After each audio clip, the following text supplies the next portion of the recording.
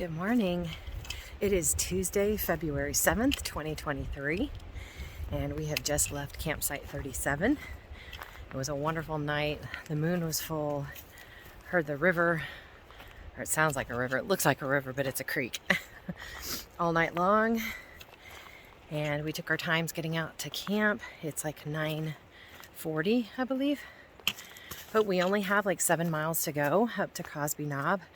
We are traversing Camel Gap Trail and then the AT to Cosby Knob today. So I'm looking really forward to it. From what I read, it is an old logging road. It's very well graded and it's not super steep. The ascent that we had yesterday, just coming from up Low Gap, was like maybe 2,500 feet, and I think today it's like 2,500 feet over 5 miles. So it's gonna be a lot easier than yesterday. So we're gonna get going. So we're headed toward the Gunter Fork Trail. We'll do it sometime this year.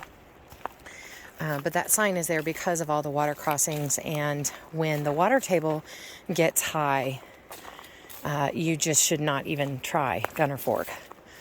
So, and the water table that everybody still commonly uses is the Townsend water table.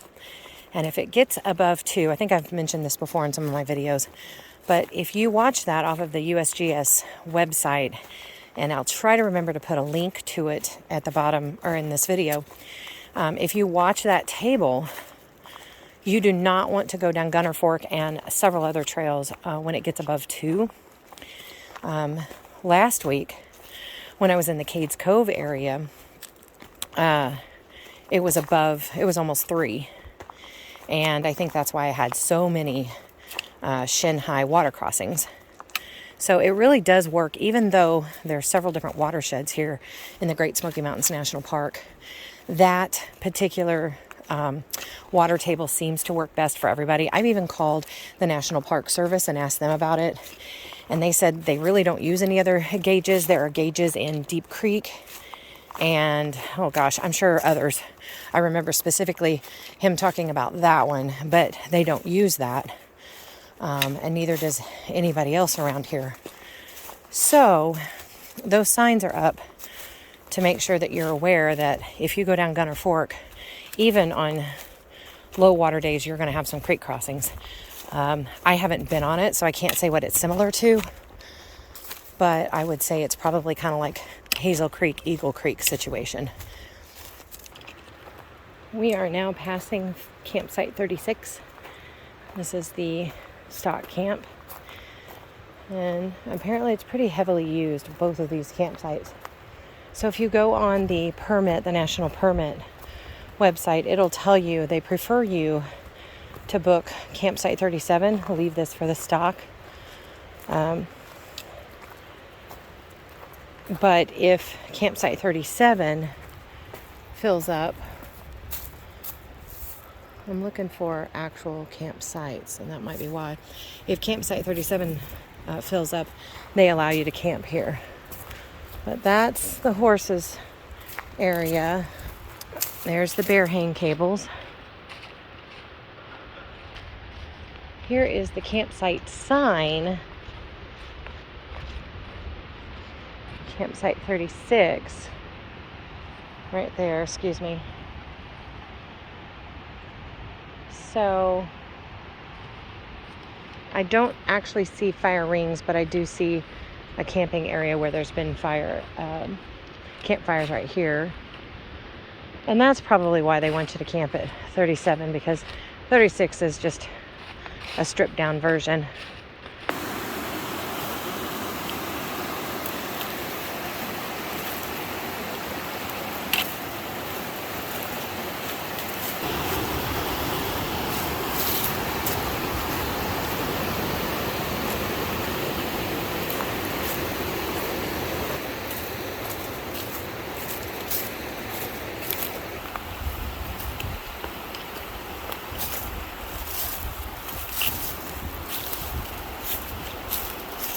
All right.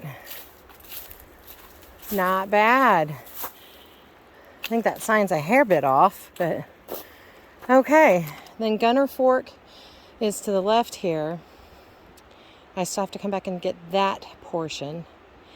And then there's the sign again that lets you know you must be aware of the water levels or the rainfall totals in the area in order to hike it safely.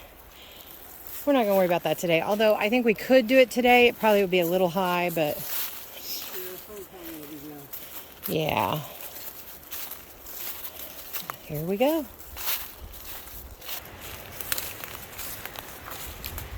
Dawn just found this piece. Interesting.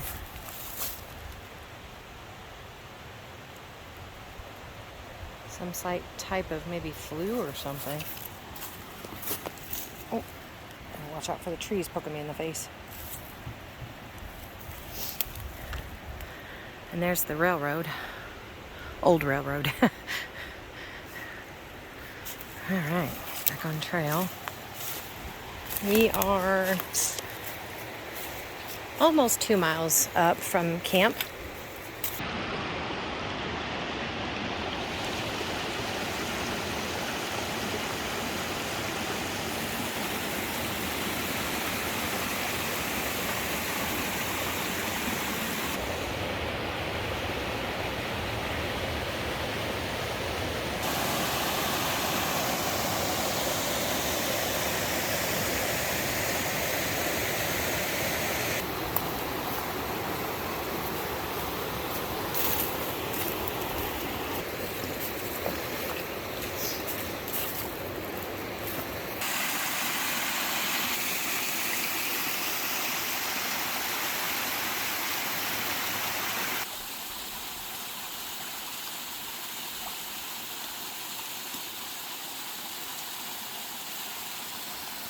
So we have a little bit over a mile before we reach the AT. It's been just a steady climb, nothing too bad. I think the last mile is going to be a little steeper.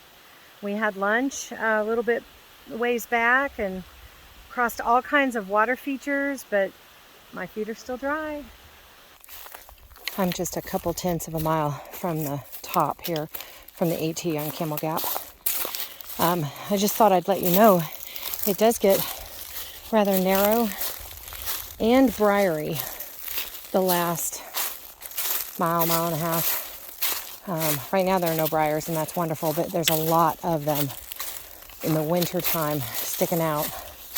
So I'm sure in the summertime it might be, unless they are able to come through and cut them, it'll be pretty hard to get through. So just food for thought. It's been a great trail, and it has not been that steep, considering. So I will talk to you once I get up to the AT. This view is just gorgeous. Absolutely beautiful. So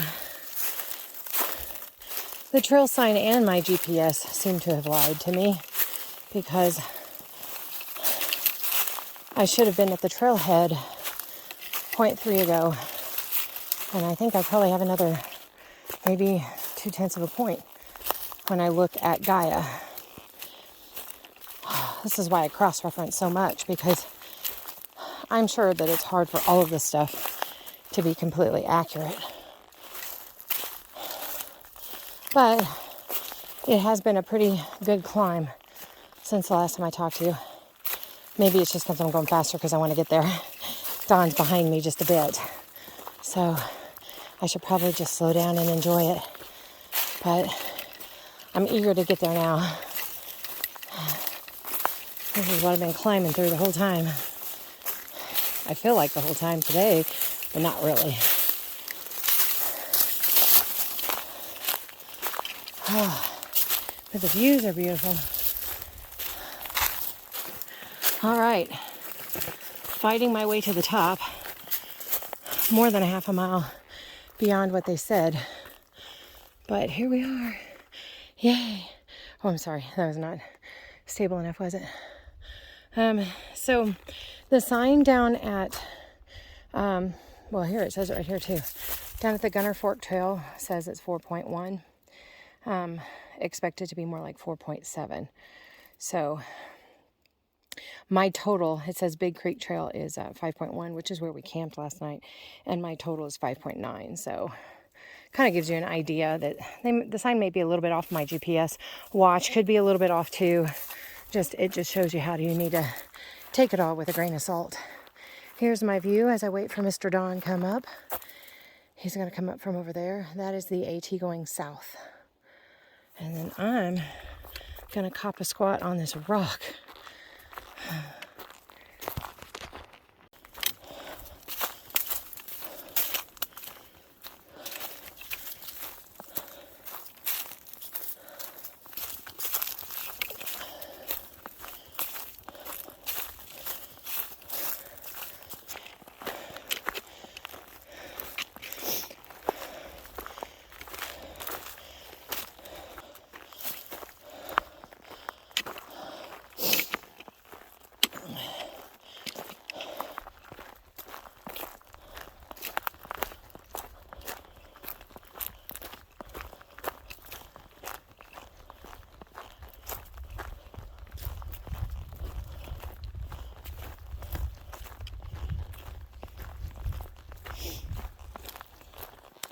All right, I am coming up to the shelter.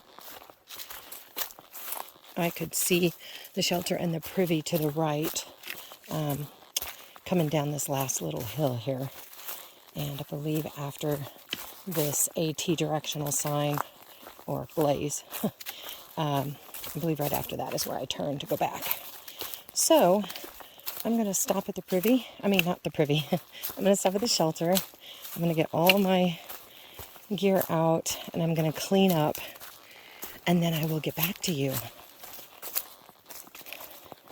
Right here is the sign, though. I should show you that real quick.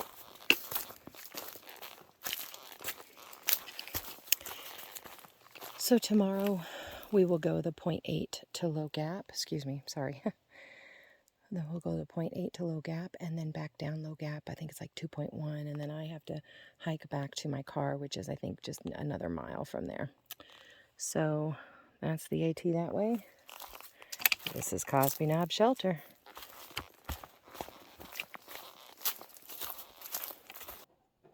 Hi there. It is about almost 7 o'clock at the Cosby Knob Shelter. The sun went down. You can still kind of see the outline of the mountains, but that's about it. So we had 7 miles today, coming up from campsite 36 down by Big Creek. We came up Camel Gap. I think I said this earlier, but just be warned, once you get to the sign of the trailhead of Camel Gap, it says it's 4.1 up to the AT, but it was more like 4.6, 4.7. It gets a little bit steeper and very, very briary there up at the end, so you are over it before you actually are over it. I can imagine it would be worse in the summertime, so just kind of take heed of that.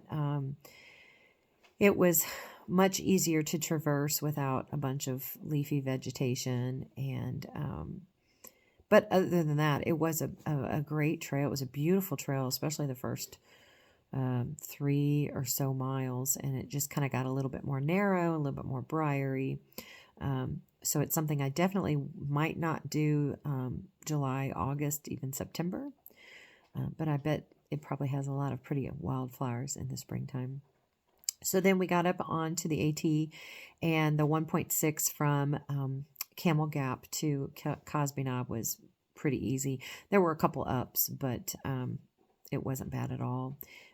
Cosby Shelter does have a privy. That's always nice.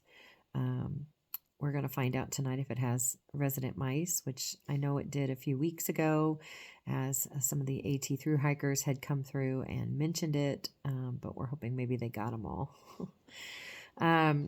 So yeah, I'll probably do, I have not yet, this is my second time at Cosby Knob Shelter, and I haven't yet done a shelter review. So tomorrow morning I'll probably take some footage of that. And then tomorrow we have 0.8 from the AT to Low Gap, and then 2.1 down Low Gap, and then I have an extra mile to get to where I parked in the hiker parking lot, which is just along just one of the trails in the Cosby campground there. So it'll be a short day, which is nice. And so, yeah, I had my dinner, and I'm starting to watch some shows and hoping that the mice stay away. I have my bug net. I had a gentleman last summer at one of these shelters mentioned, well, he had his bug net, and he said he had it for the mice. And I thought, what a great idea. I have a quilt. I don't have a hood going over. I like it that way, except for the fact that, the mice can get pretty rambunctious and very personal. So I'm going to wear this tonight and see if, I don't think I've ever had one go across my head, but I know people have. I've had one go around my arm before. So I'll be nice and tucked in at least tonight, but I'm going to try this bug net and see if it works. So anyway, yeah, that's it for today, and hope you enjoy. Thanks for watching.